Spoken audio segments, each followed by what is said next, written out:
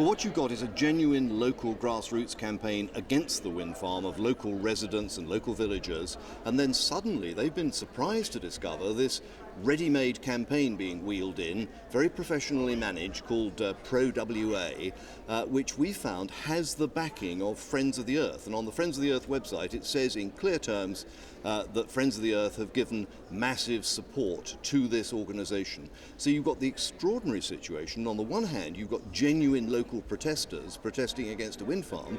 On the other hand, you've effectively got a very well-funded lobby group backing a ready-made campaign in favour of the wind farm. And the really scandalous thing, of course, is that Friends of the Earth receive funding from the European Union.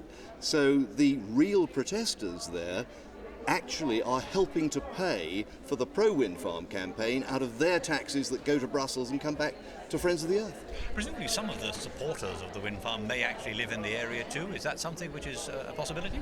I believe they have a handful of people there, but it has all the hallmarks of a pre-packaged, organised campaign, as against a genuine local campaign of protesters who are genuinely concerned about the blight on their homes and their villages and the loss of property values and the health issues associated with wind farms.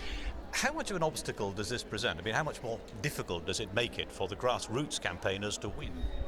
Well, the problem is that the planning authority is now in a position to say, well, of course we know there are some objections, but on the other hand there are some other people in favour. But the people in favour clearly have the backing of a large lobby group, and also, by the way, of the company that's proposing to do the development.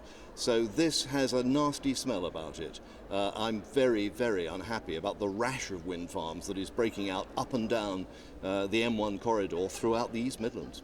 No, in fact, it's not just Swinford, as you say. There are several others, including one that you're even more personally concerned about. Well, indeed, I have to declare an interest because there is one proposed just north of Lutterworth at Low Spinney, which is within a mile of 3 separate villages, one of which is where I live. And I am very, very concerned about that, as are other neighbours, because nobody wants the noise, nobody wants the visual intrusion, nobody wants the health issues that we know are associated with being so close. I believe in France, for example, you're not allowed to put up a wind turbine closer than 2 kilometres from a dwelling. We don't seem to have any rule like that in the UK, and I should be taking that up with the British government and saying, surely we ought to have some protection for established villages, established dwellings. There's a school within a mile of this proposed new wind farm. Really, the thing is getting out of hand, and we have to stop it. But of course, the government is fairly heavily committed to renewables. The EU is committed to a renewables target for its energy sources. Wind farms are an inevitability, aren't they? Well, I've been talking to you about the problems for local people and the threat to local homes and local villages. But there is, as you rightly point out, a much broader issue.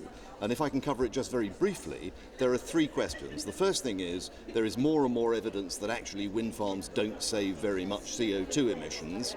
Secondly, the government has the most extraordinarily ambitious plan for wind farms by 2020. It wants something like 40% of electricity from renewables, most of which will be wind. It simply cannot be done. You cannot build them that fast, so it won't happen. And the third thing is that because wind is randomly unpredictable, you can cope with a small percentage in the grid, but if you start putting more than about 15%, certainly 20%, or worse still 40%, of randomly variable wind energy into the grid, you just can't balance the grid. So there's a real threat to our electricity supplies, and serious analysts are starting to talk about rolling blackouts starting in 2015 unless we get serious about this, because wind simply will not deliver on the scale that the government imagines it will.